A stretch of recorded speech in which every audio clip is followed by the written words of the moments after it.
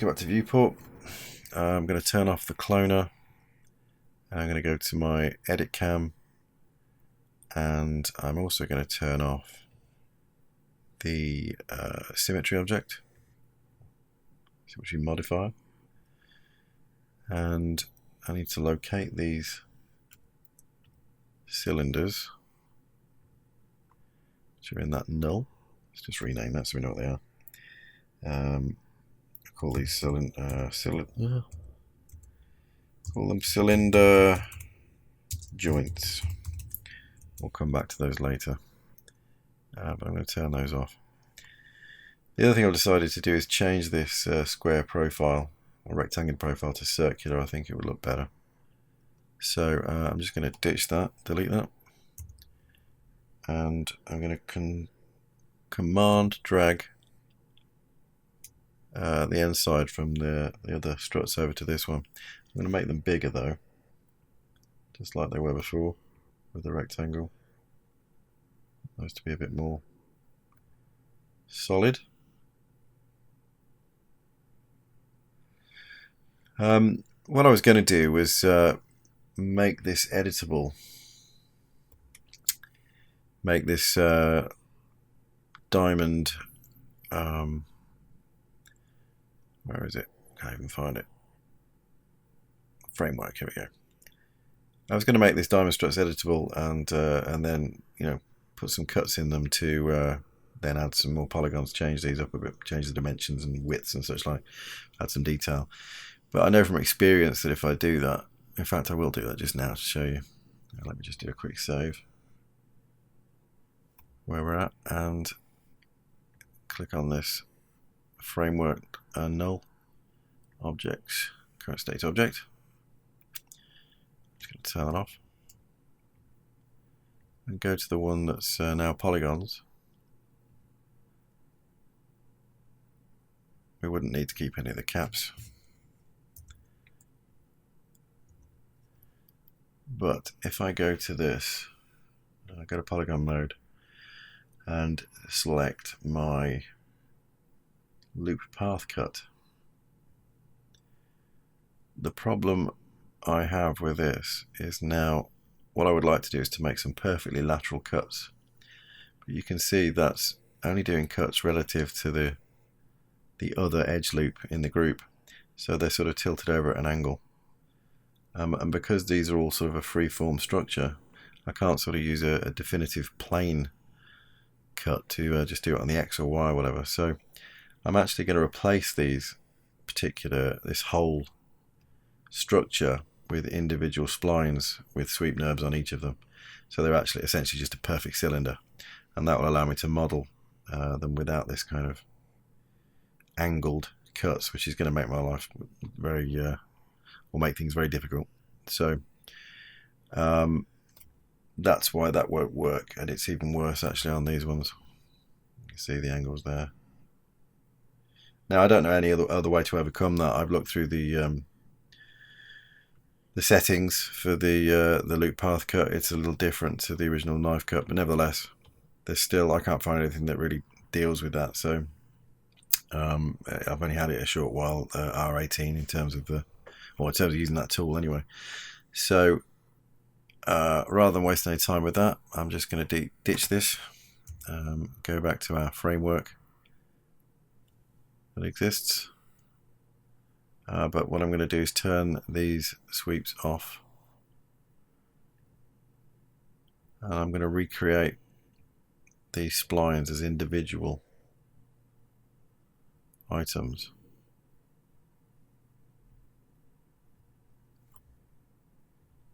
And I'll simply use this framework as a guide. Well, and the points that are in it as well, I can lock onto those. So I'm going to activate snap again, holding down the P key, enable snap, making sure vertex snap is enabled.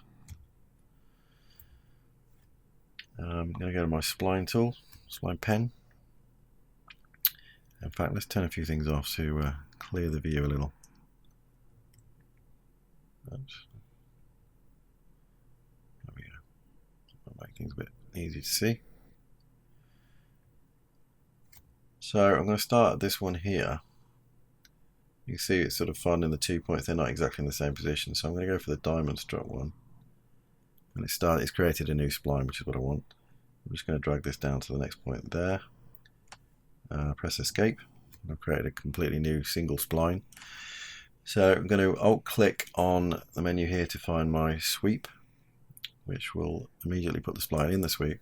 If I hold down shift, I go back here and select end side, then it will immediately place that in the structure where it should be, in the modifying object. So I'm just going to scale that down to maybe 0.1 for now. That's great, and I'm going to turn that off because I don't want my spline tool to pick that up and join to it. New spline to the diamond struts one. Escape to click off. Alt click, sweep. Shift click, end side. 0.1. Close them off, or shut them down rather. And then the next one will be here. So diamond strut to there. Escape. Just repeat this one more time. Alt. Oops, didn't do it that time. Hold down the spline. Alt click to get the sweep. Shift click to bring up the end side and put it in the right place. Scale it down.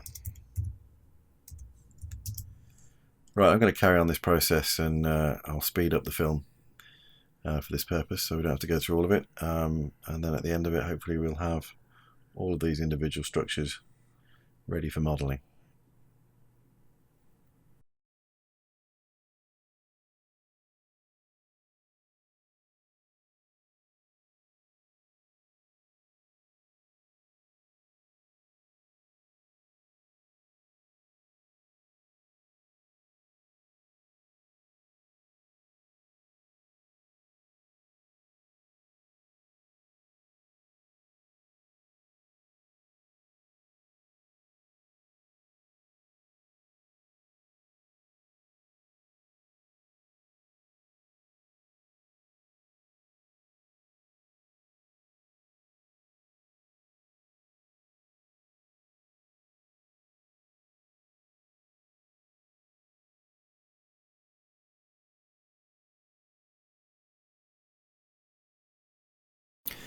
Okay, I'm back. What you may have noticed is that I deleted these other ones I created here because I realised while I was doing it that I actually can fully make this symmetrical. I can model this particular part of the structure, and then put it in a symmetry object, put it over that side, and then duplicate that to symmetry over the other side. So I only need to do this once.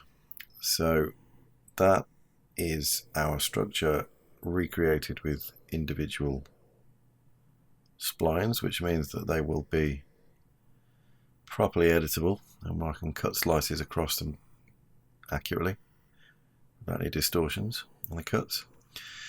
So I just need to go in and change all of these settings. Select all of these end sides.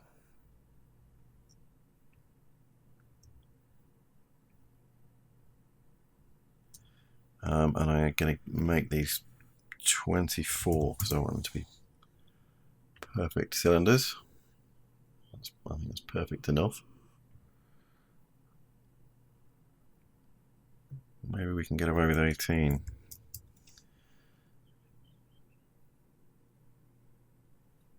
think we probably can actually. Maybe enough to define the shape without looking rough.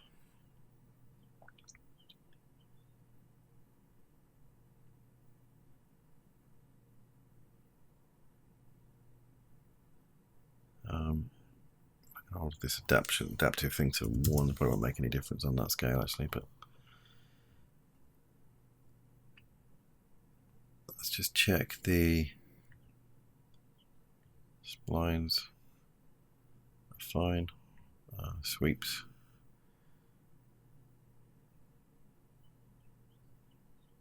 are fine also. So what I'm going to do, I could actually connect them all together now. Select all of that. I'm going to group it first because I'm going to store that away.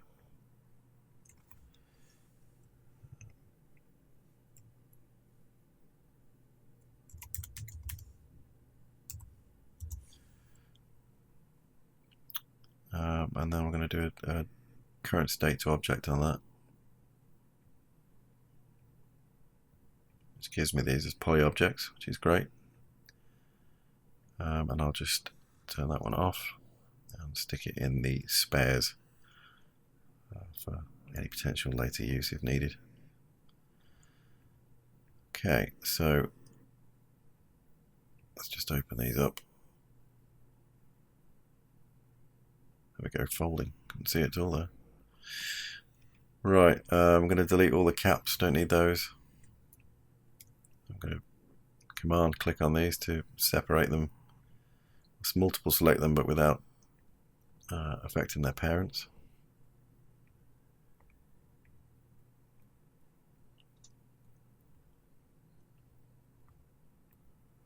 There we go, we'll delete those. And now we're just left with all our individual parts, which is great. Now, what I should have done before I converted them across is actually made these, the ring ones, thicker. But that's okay. I'm just going to find out which ones these are.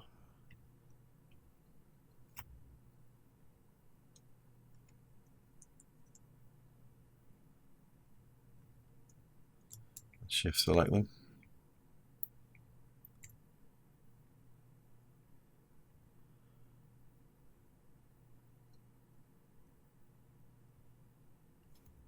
Switch to poly mode. Select all polys. Press D to extrude without cap selected. I'll just make those thicker.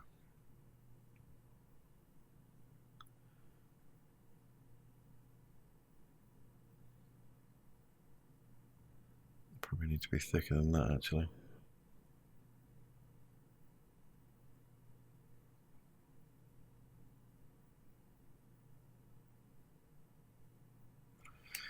That's okay, the starting point I think.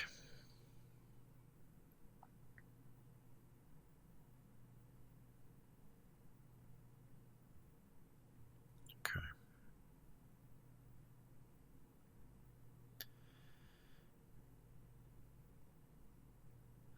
I'm just going to put the oh no, I'll leave it as it is. Right, straight away on the these particular ones, the adjoining struts here, what I want to do is add some cuts. So I'm going to go to my loop path cut tool, and thankfully that remains parallel the whole way along the length of it, so that's what we wanted. So I'm going to put one, which I can do this with symmetrical cuts, can't I? There we go. Makes it a bit shorter work.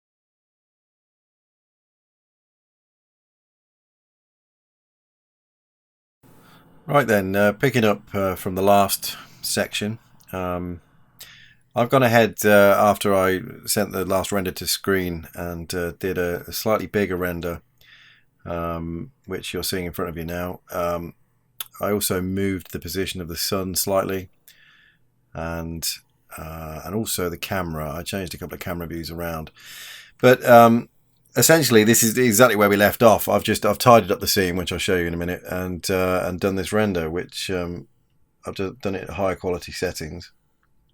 Just going to 100% so we can have a look.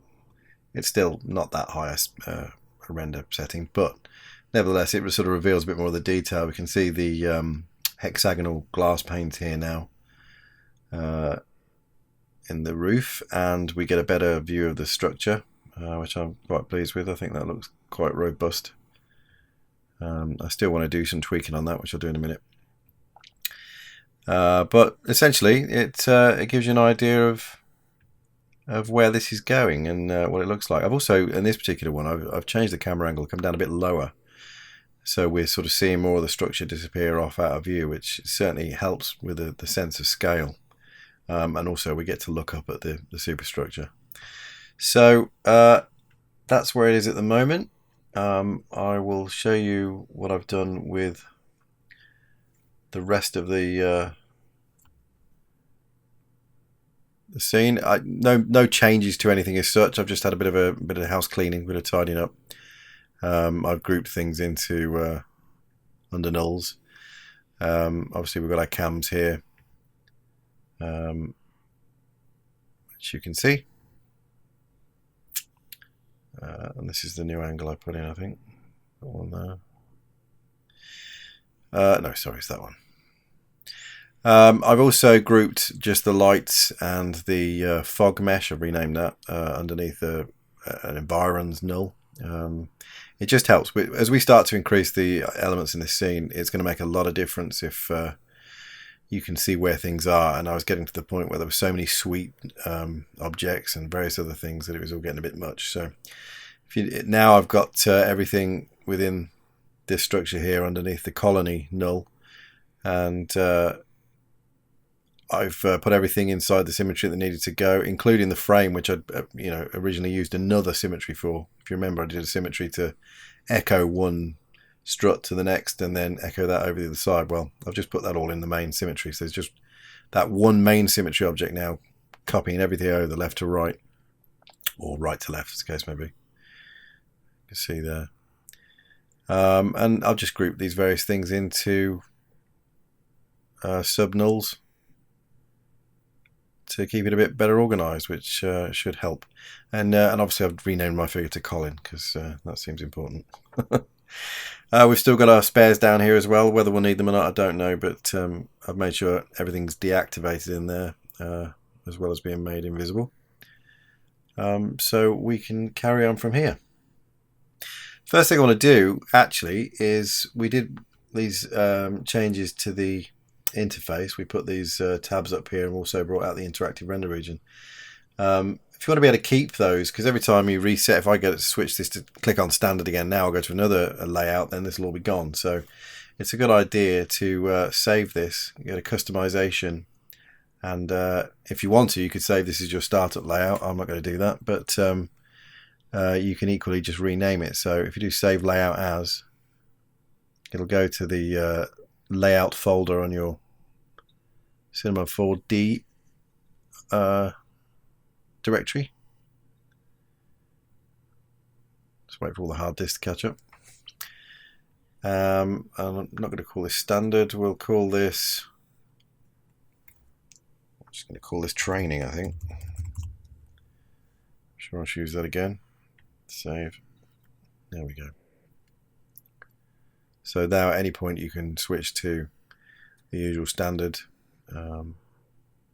or any of your user layouts. And it's a good idea to do it. I mean, in fact, I'll just show you quickly while I'm here. You can't see all of my my main interface one because it's across two screens, but I've basically got all of my, if I just bring it across, I've got all my tools, all my object manager and attributes and everything sort of spaced out across the other screen along with the content browser. and it just frees up this screen to be purely viewport and essential tools I get to. But in other versions of the interface I've done in the past, which I haven't got around to doing that yet, like here I've got the selection tools. I tend to put the modelling tools that I use often down here as well. It just makes it a lot easier not to keep going into the menus. Anyway, let me go back to the training one. Right, another quick look at the render that's been done from this particular version of it. The other thing that's slightly different with this as well, I've used the filter with the contrast on it, just to boost that up a bit. I'm noticing things that I want to carry on and tweak before we go further. I'm looking at these the structures here, these main, and they're a little bit bland. It's a bit uninteresting, just this straightforward pole, as it were. So I need to add some other detailing, sort of like this. I don't know exactly what yet, but I just need to make them a bit more interesting. Certainly at the halfway point, I feel like they could do with something. They're a little bit too even. And I'm also going to just use some polygon selections to add some colours. I'd like to put some colour bands, like I've done here, which I may well change because of this. I don't want it to clash with this. I'm just thinking there might be a structural colour thing that's sort of around the whole thing. And I'm thinking I quite like this sort of mustardy orange. So I might put some bands of that and black. Maybe put some on here. I've renamed this to spine, by the way. I might put some on here and some on the struts, just to add a little bit of, again, more visual interest as it goes around. Break things up a bit. It's all a bit white and stark. And any other details I shall work out as I go along. Right, so let's get straight in and go to Edit Cam. Back in the view, obviously. And I'm going to turn off the cloner and the symmetry. Did we go into Edit Cam? We didn't. Let's go on. There we go. What's clicking off? There we go. Having some issues with my Wacom, I think.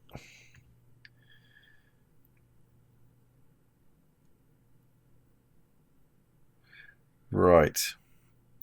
I'm going to take out some of this structure under here. I don't really want this to be white underneath. If you go back to the picture viewer, you can see that we're just getting a bluey kind of thing. And I've also got to work out what I'm doing with this transport area here. So, okay, first things first, I will go in here and add a couple of cuts. So I'm going to bring up my, I've got to go to poly mode and let's select that object. No, in fact, select that object first, go to poly mode, and then find my loop path cut tool. I'm just going to put a cut somewhere around here.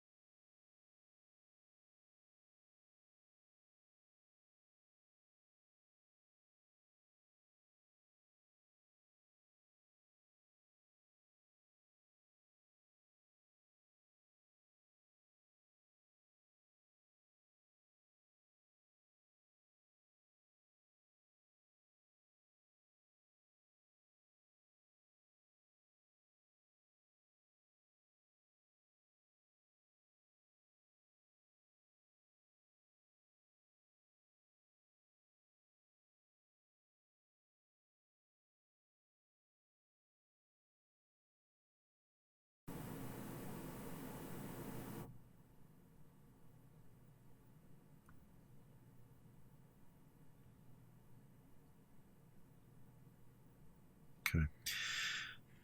The thing I'm a little bit unsure about is these struts we put in some time ago. Not that they shouldn't be there, but just that they need to have a little bit more about them, because at the moment they could just as well be a bit of beading on double glazing for the amount that's going on with them. They're a bit bland. I'm not entirely sure what to change about them though.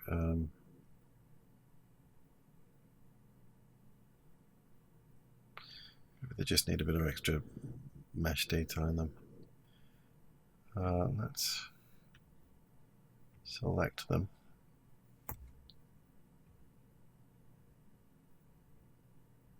Get a part of one mesh. So I'm going to use the loop path cut tool again. I'm going to make a cut. I'm going to double that cut.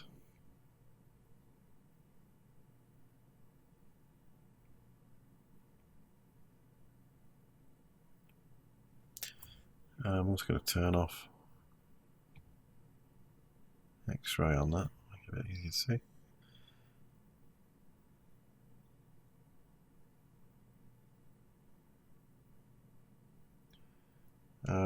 And loop select that middle.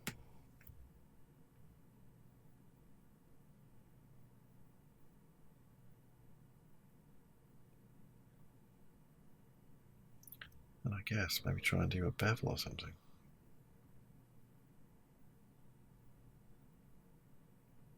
Bevel inwards.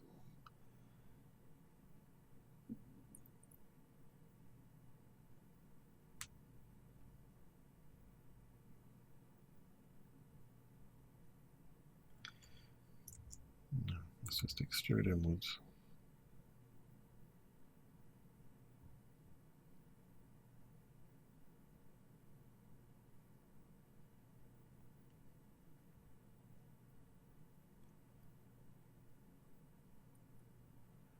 Not that that adds a great deal of extra visual interest, but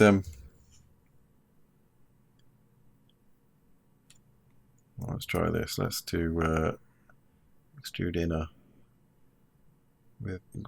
without groups preserved, and then do another extrude just to give that some kind of extra form to it.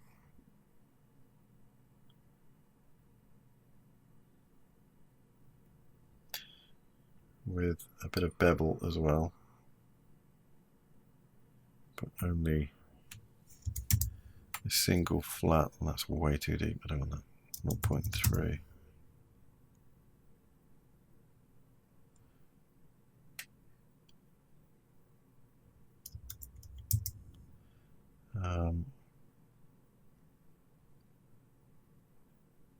Oops.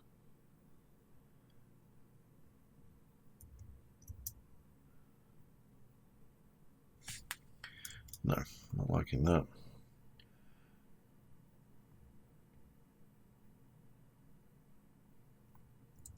Let's just change these settings back again. Fixed.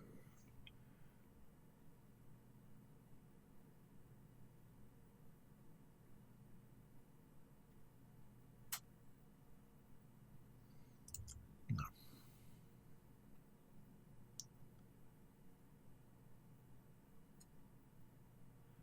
Okay, maybe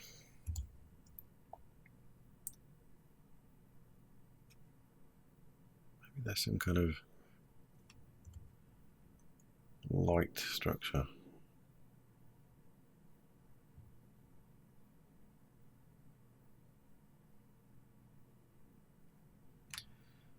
Let's just create a material, some kind of luminance thing for now.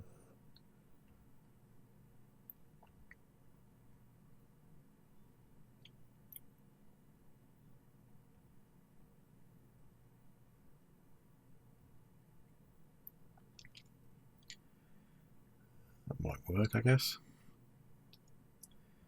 Let's just come in here and create a tile. Where can I find it? There it is. circles.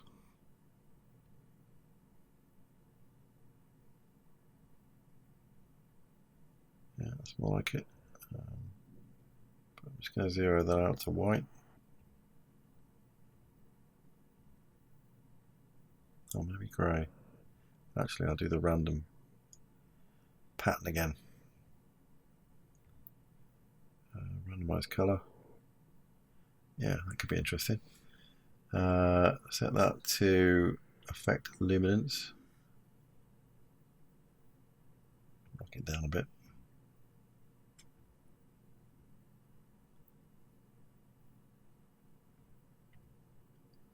Let's get rid of that. Or maybe we need that. Yeah, leave that as it is.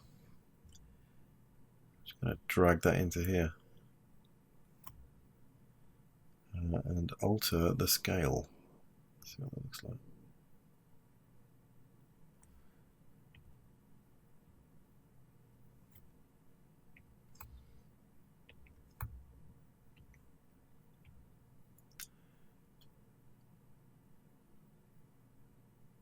We want global scale.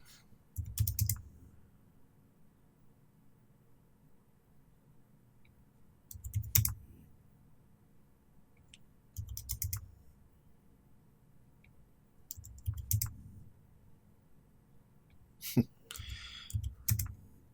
trying to get it so they fit in a bit more neatly. There we go. That'll do.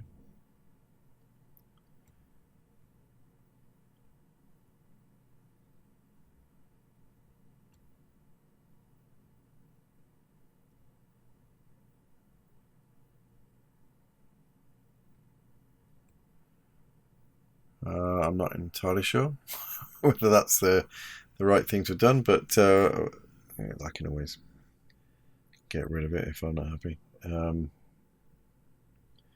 I'll probably need to do the same thing on the other one. But what I'll probably do is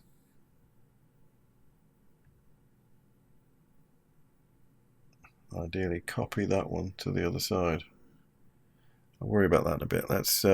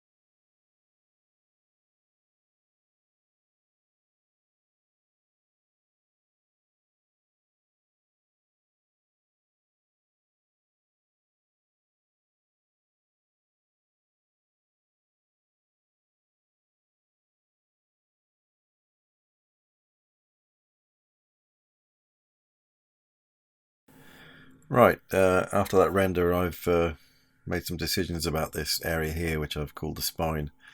I'm not going to put the hub thing that I originally created, that particular profile and mesh. I'm not going to put that back. I quite like what I've got going on here with this detail. I want to see it. So I've made two decisions. One is that I'm not actually going to have the transport system or hub, if you like, up here. What I'm going to do is put it in the wall here. I'm actually going to lower the floor of the habitat, move that further down, so I've just got a bit more depth for the landscape and the water in here, and have more. Well, a lot of this wall will be covered by or obscured by hilly terrain, but I'm going to put a rail, like an inset, all the way along here, which will have a train monorail system or something in it. It seems more logical to me than having it up here now that we've arrived at where I've got to with this design. Because if I do have it up here, I've got to find some way of these people. I've got to explain how these people get from here down to here, and it seems unnecessary. So it seems logical to me that it would be here, almost like an underground, but we'll make it so it's visible. So if you're traveling on it, you can see the whole environment as you travel past, and then you probably get up through some doors in the back of the wall up into this area here. So that's the initial plan. What I'm going to do is extend this here. I'm going to take a section of this and sort of pull it downwards so it intersects with the glass mesh, or actually comes through so it becomes part of the ceiling. And I'm going to tweak a little bit of the shape here and make some other alterations as we go.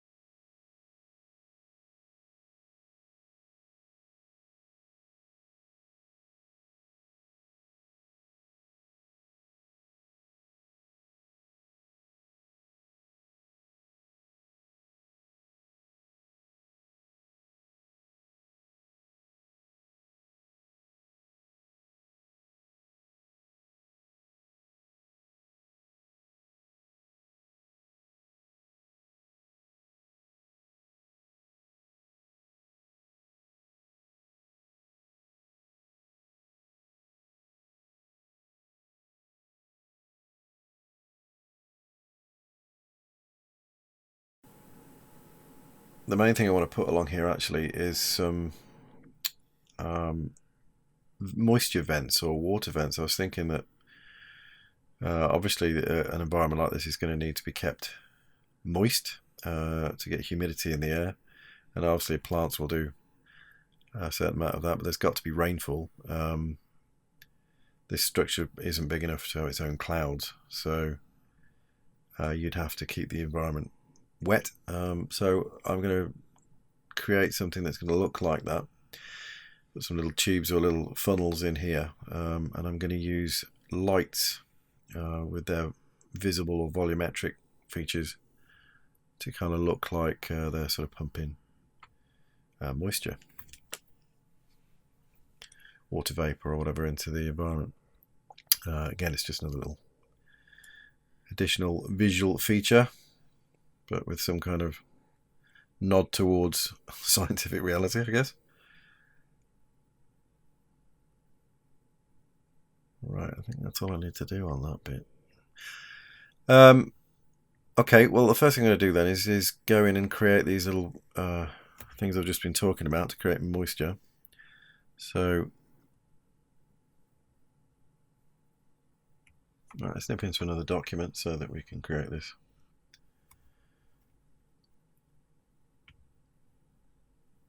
I'm going to start with a tube.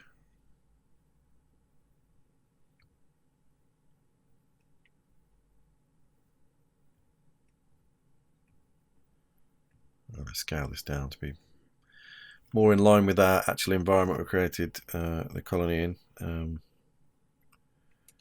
Be 0 point things on these. I think I'm going to go from like 0.1.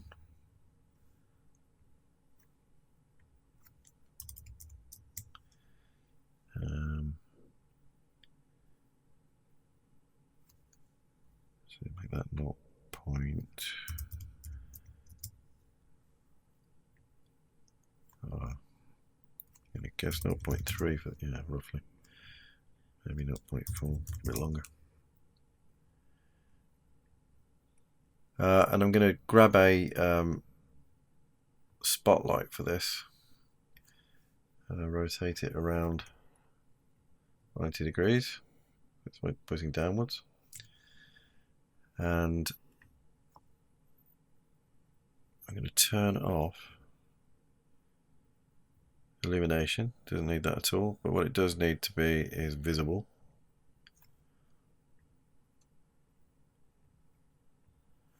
And because I want it to look like it's, you know, coming from this vent area, I'm going to raise that up.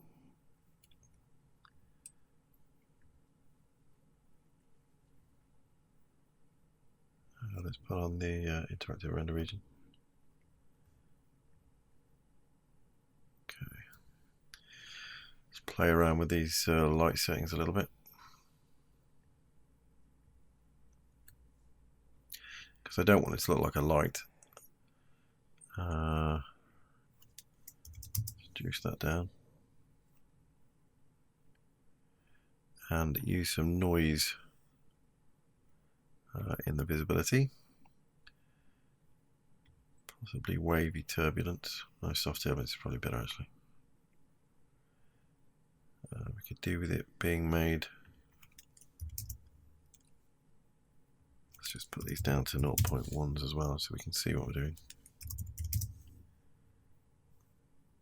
Need it to be longer, so like it's falling, if you like. So this can be, say, 0.5. 0.1. 0.1.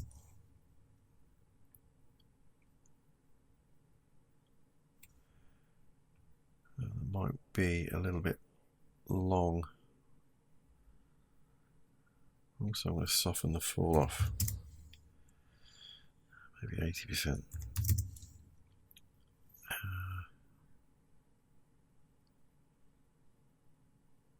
That's probably okay, the length of that. Now what I want to do as well is give it a slightly blue colour.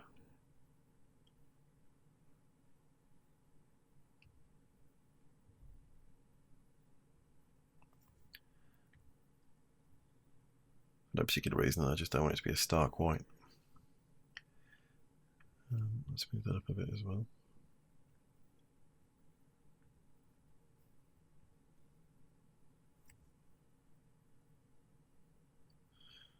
What I might do is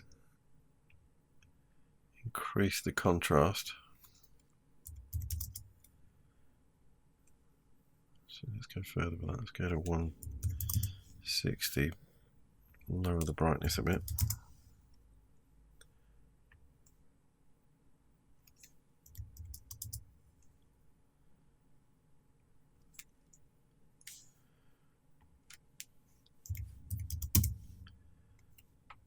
That kind of gives the impression of some kind of falling vapor or possibly even rain. If I reduce it's a bit too soft. Let's go up a bit. Beyond 4 doesn't make a lot of difference really. Okay, that's probably all we need it to be. Just going to group those together. Call it water vent, for want of a better title. I'm just going to grab this and paste it back into our document.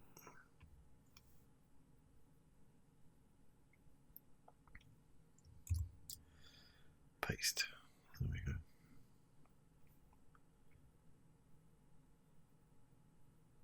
Move that up here somewhere. That may well be a little bit too long, but we'll see. Right, what I need to do is to put this along here, so I'm going to use a cloner for that. So a MoGraph cloner, and we're going to need to use a spline edge to run it to, so I can take something probably from this. So let's move this down, that over, and go to our spine. Let's go to the inner wall. We can do it on there. Switch to edge mode and go to loop path selection. You're going to let me do that.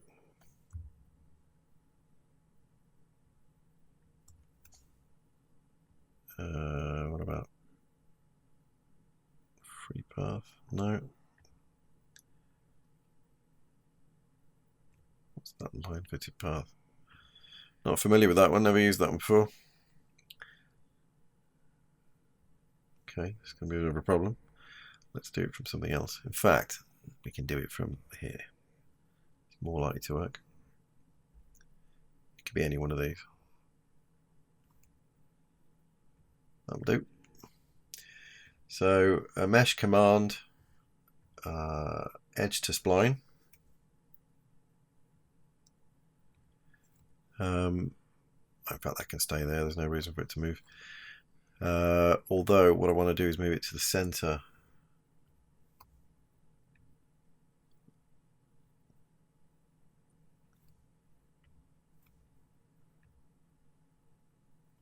So just take it out of there for a second.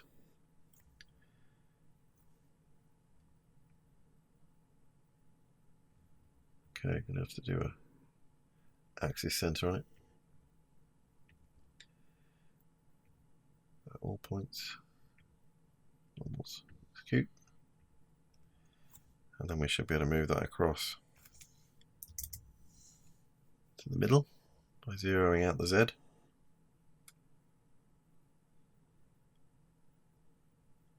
Oh, that's the only problem. Didn't notice that.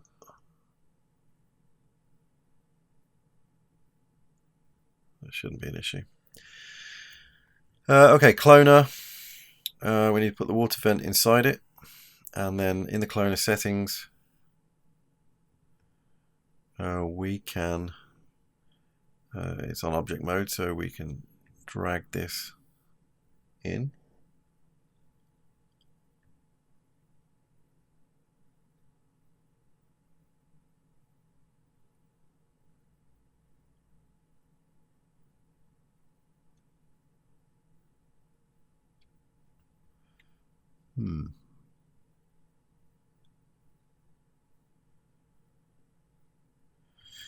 Okay, well, let's adjust that in the cloner transform.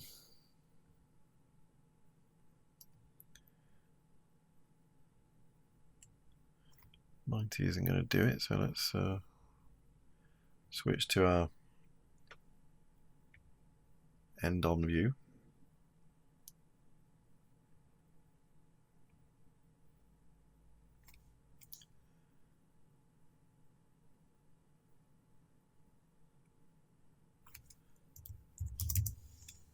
No.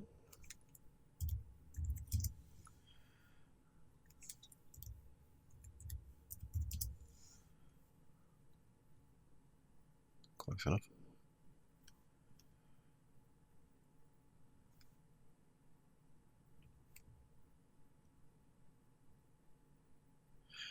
Right, now in terms of arrangement, let's alter this. They need to be probably even. And it's good actually that they start at the end and leave a gap there. That means that they're going to, as it clones, they'll just continue on exactly the right spacing rather. Let's move the cloner up so they're actually making contact with something. Oops.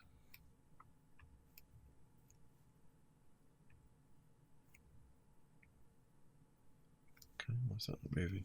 Oh, I know why. It's because it's grounded to the spline, so I need to move the spline upwards.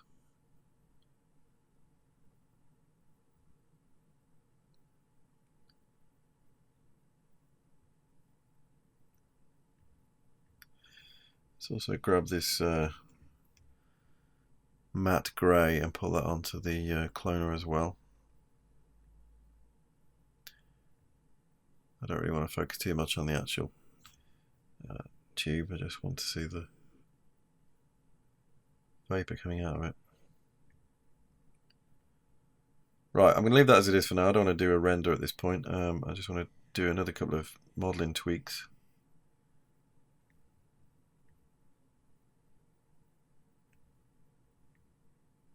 Before I go there. In terms of spacing, let's just have a quick look at that. Maybe 8's enough.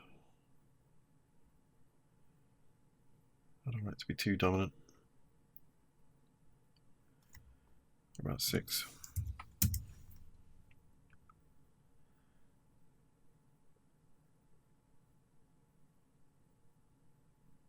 I'm going to take a guess that 6 is probably enough for now. I can always alter that, obviously, once it's within the cloned section. Okay, what I also want to do is just make sure that those lights aren't visible. I don't need to see that. Right, the other thing I want to do now is add this train or monorail area in the structure down here, as well as lowering the floor. So let's get onto that.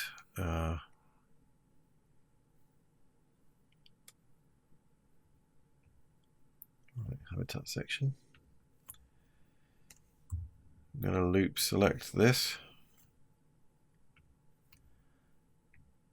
Now technically I should extrude that rather than just moving it, because the further I go away from these arcs, I've noticed it already in side views that already I'm getting sort of slight differences, obviously because I'm not following the angled or the angles of the actual arc upwards and downwards, and if I keep altering those, then it'll start to disconnect in these places. So I'm just going to extrude this to follow the normals down along this line here. And I'll have to clean up afterwards, get rid of these other extra edges we don't need. So let's go down.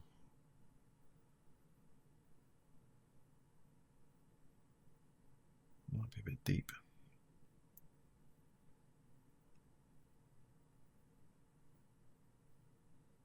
I think that's about right.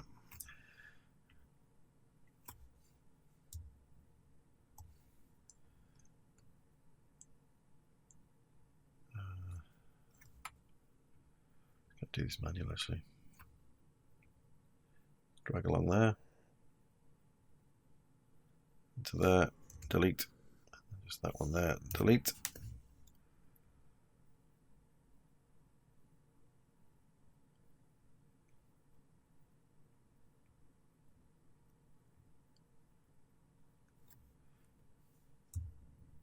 And I'm just going to try and lose. It's a minor thing really, but to try and lose this edge there, which we don't need to see. There we go. Good. Got no points. That's good. Right. So now I'm going to need the loop path cut tool again. And I'm going to add this channel or recess, if you like, in the wall. So about here. Okay. Not entirely certain of the height yet. Possibly about that. So what I should do is grab Colin, our colony scale volunteer, and move him down to the area here and see what the proportions need to be for this to be functional. Let's put him in the center of the scene because that's where I'm going to be working. There we go. Zoom into him.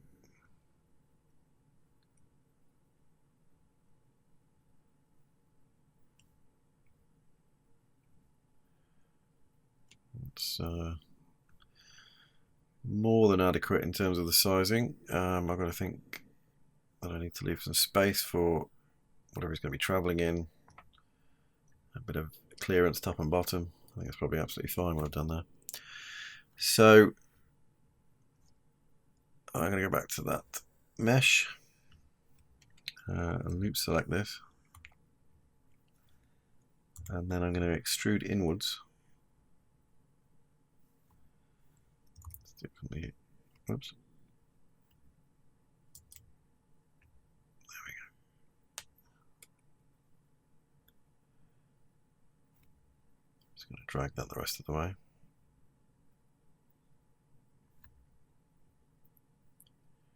I would imagine that's probably enough depth for this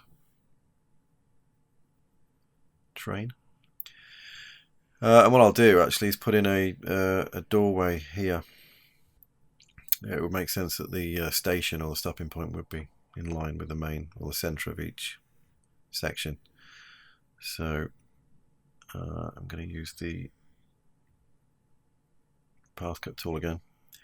At this time I'm going to switch it to symmetrical cut. Just give a little bit of clearance. Top and bottom, and let's just move Colin in. Yeah, that's fine.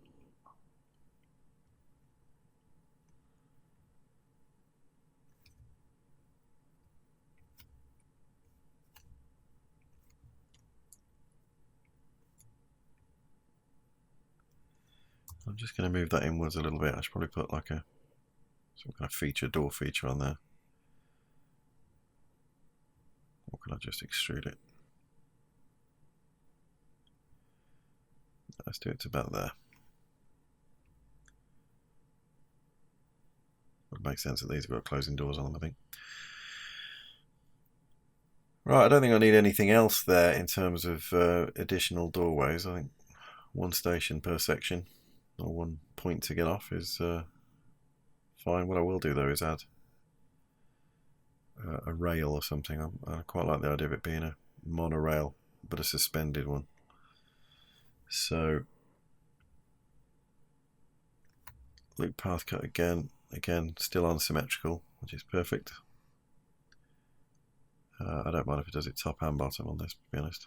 In fact, I can stop it from doing that simply. I'm going to remove these anyway by going to here and not deleting the whole thing, just deleting those. There we go. Same the other end.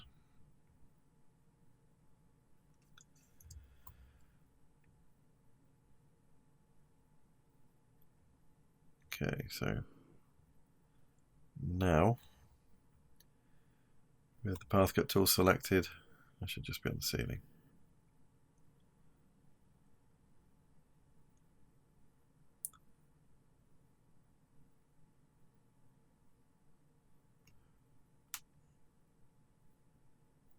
Just going to actually put an additional set of cuts in here. Quickly, another one here.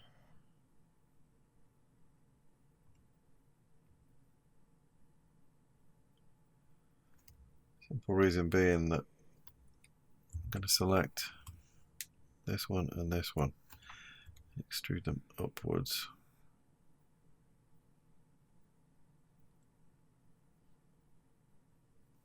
I'm going to drag that dark matte grey in there. Just do getting a bit of slack, because again, I don't know what renders I'm going to do. If I'm going to do some sort of close-up ones further down the line, I probably will need to add even more detail. Well, significant amount more detail if I get really close. I'll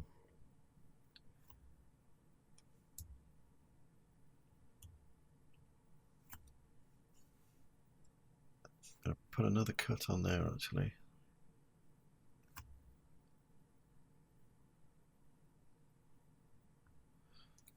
And we'll make that our part to extrude.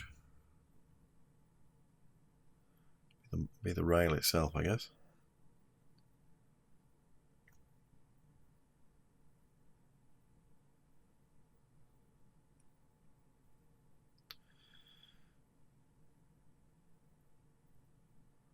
We probably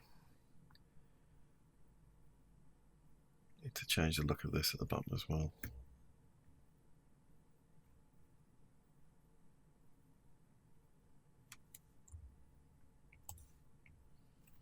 First of all, I'm going to drag that grey to that as well. In fact, no, I won't, not yet. I'm going to extrude downwards. Oops.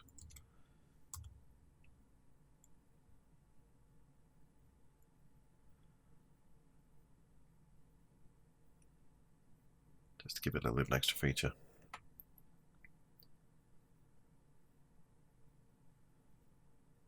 And then we'll drag that grey in. There we go.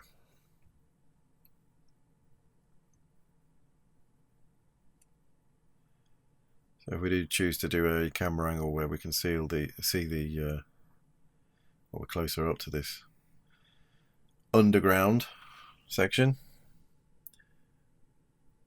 then at least we'll have something to look at. Right, I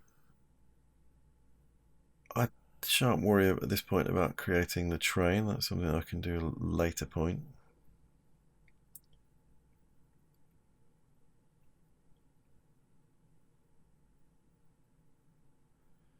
Right, let's get this all cloned up and see what it looks like. So for a start, this needs to go inside here. And I can't have render instances on or else lights won't render.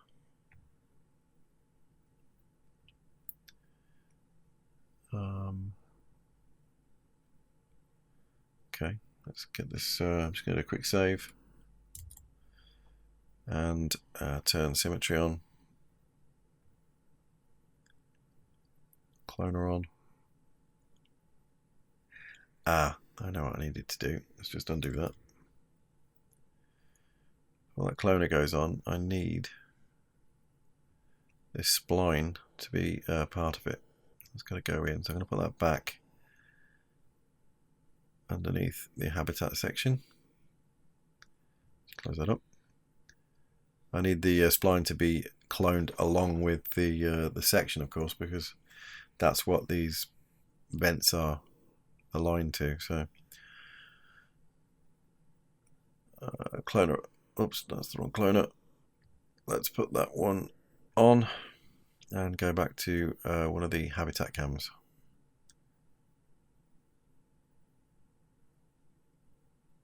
There we go. The other thing I've noticed actually is I've obviously put these the extra mesh here to define the curve at the front of these, but we're still getting the Fong smoothing here at the edges, and I don't think that's probably a good idea. I'm going to try and lose that if I can. Let's just knock that down. No, 20 degrees is not enough. 15. Yeah, there we go. It's hardened that edge. I think that probably looks better. Okay, this is looking all right. Just go back to the other cam. Yeah, I'll do it from this view. Right, I'm going to do another quick render. I say quick, they're starting to take more time now. But let's see what this looks like. Save. Let's go into my render settings. Reduce the size of this down again.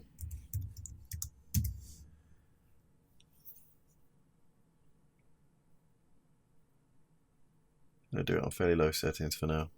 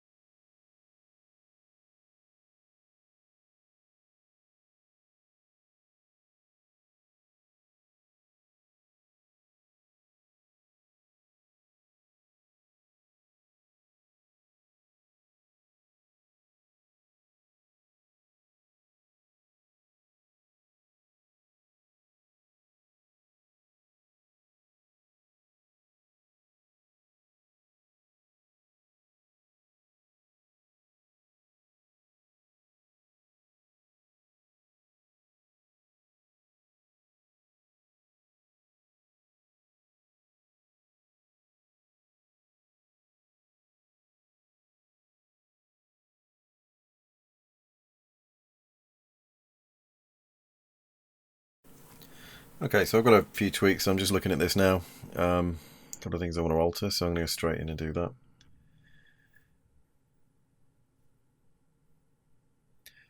The glass material up here, I want that to be a little bit more transparent than it is. If you recall, I've got these hexagonal tiles affecting the transparency, which is fine, but I want to make them a little bit more transparent. So I'm just going to up the lightness on these a bit. Knock them all up a few percent. I'm going to take that all the way to 0, or to 100 rather. Reflectivity.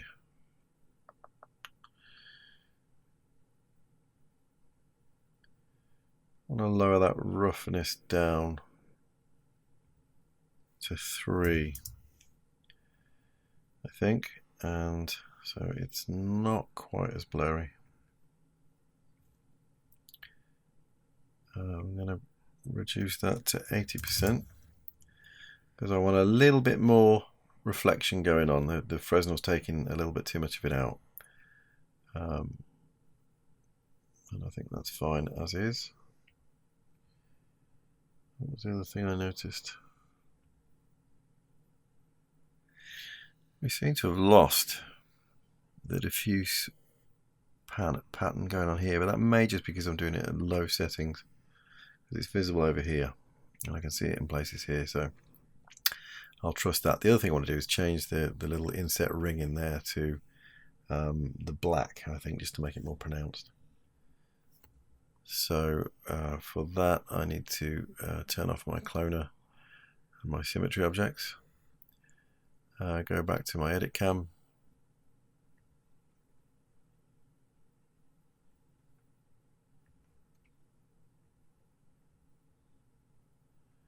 There we go.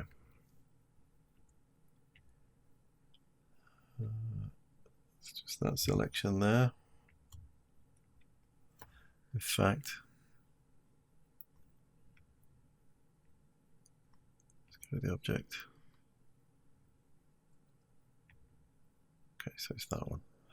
So I'm just going to drag that black into there.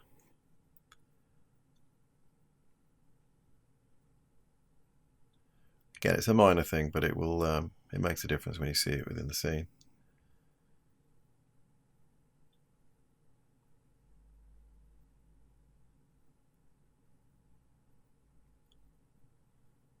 That's okay. The other thing is I've got these as the aluminium material, which I think is a little bit too extreme. So for those, let's close that up. That's the dome. This is the framework. Yeah, I'm going to use this grey painted material for that. There we go. And these don't look so clever being just a matte either, so I'm going to use, maybe I'll use the grey on those as well. There we go.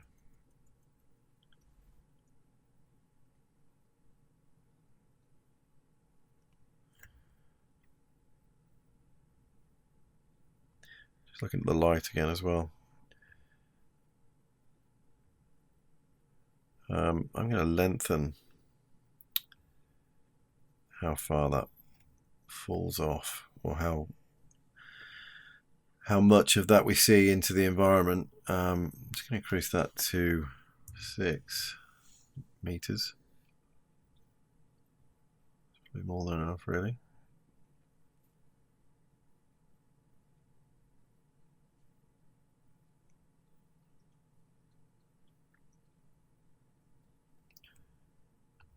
In terms of the noise, I'm going to just knock that down -40 and up the contrast a little bit, I think, as well. Let's try 170.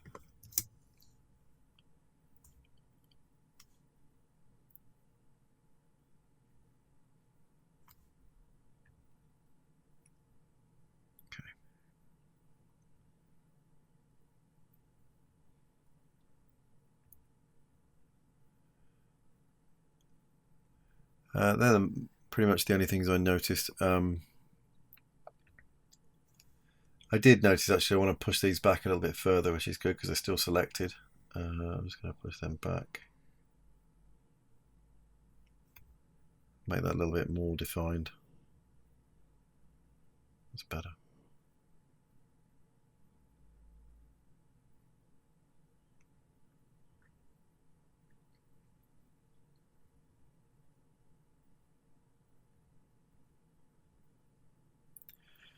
And also, we've done nothing with this material here on the fences, so which I think is this one here. Let's just try and select those fences. Yeah, it's that one. So that needs to have some reflectivity on it as well. We can remove the default specular and just add GTX. Why not? I will give that a little bit of roughness as well, just so it's not a perfect sharp reflection. Maybe no more than one though. And let's bring the brightness down.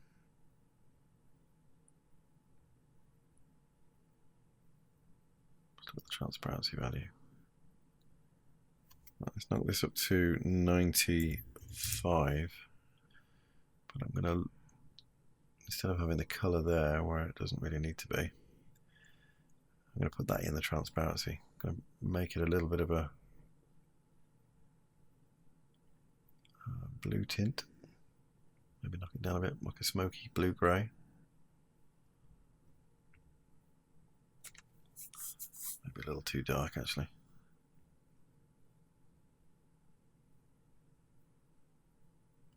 A little bit too saturated as well.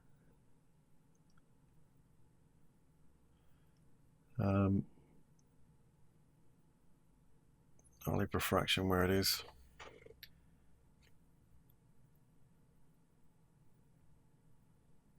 Look at the reflection again.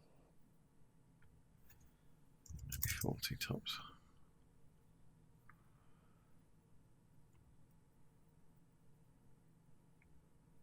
Probably should give it some Fresnel or Fresnel dielectric, and we'll make that glass. I'm going to knock it down to 80%. Maybe even less than that.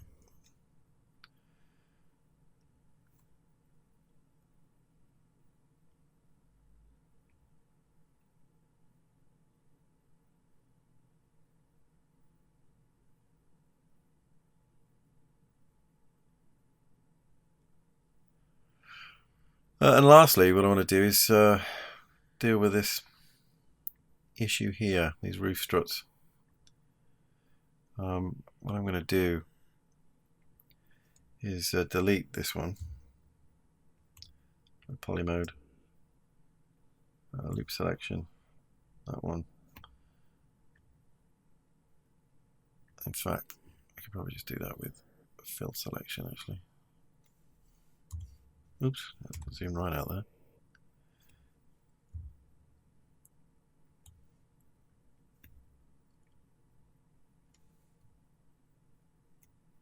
Just make sure we've got everything. Delete.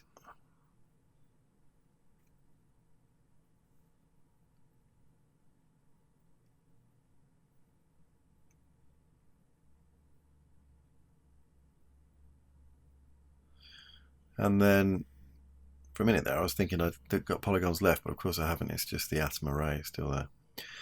I'm going to select the other part. In fact, I'm going to run the optimize command on it to get rid of any points that we don't want. Optimize.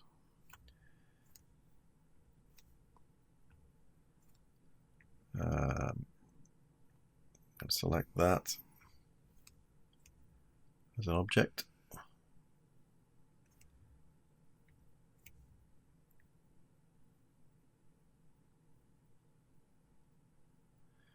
And I probably need to do an axis center on that.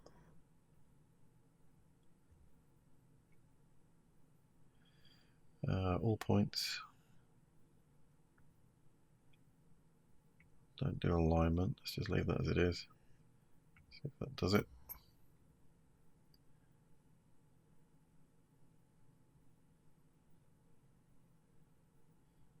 Okay, and what I'm hoping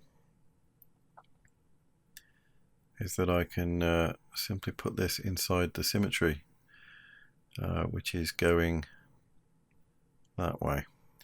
So if I put this in there, yep, assuming it's aligned properly, let's just make sure. It should be.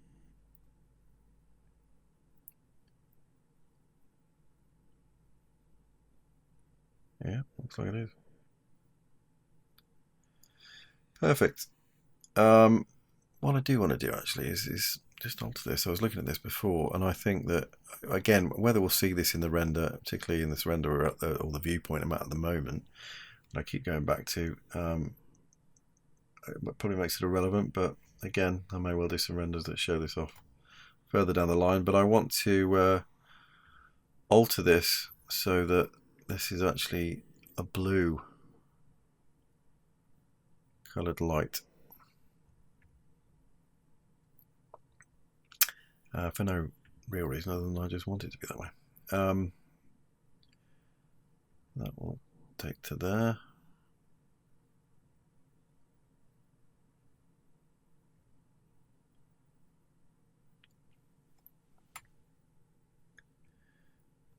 In fact, let's just copy this into the luminance and have that multiply.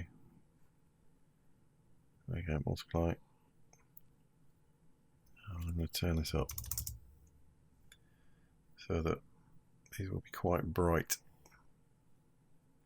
if we do get to see them.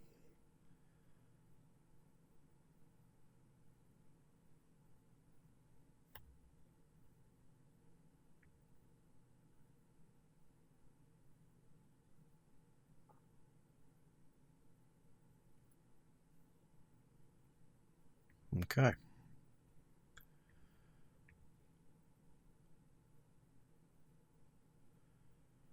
Right, under the save and close a few of these things up. Turn on symmetry again. Let's have a quick look at that. Oh, we've got no colour on this one here.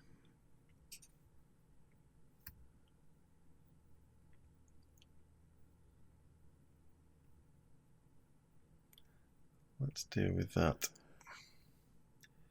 That should have that on it. There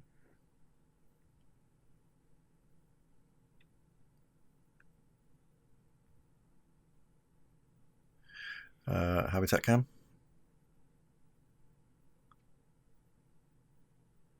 And there we go. Right, do another quick save.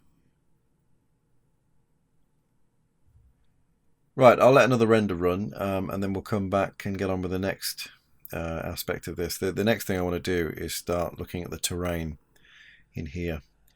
I'm going to do this in another scene file, but we'll look at that next. Let me just do a better quality render so we can have a look at the progress, and then continue from there. I'm just lowering the settings to let's say 10. Global illumination settings are fine. Maybe up that to 16.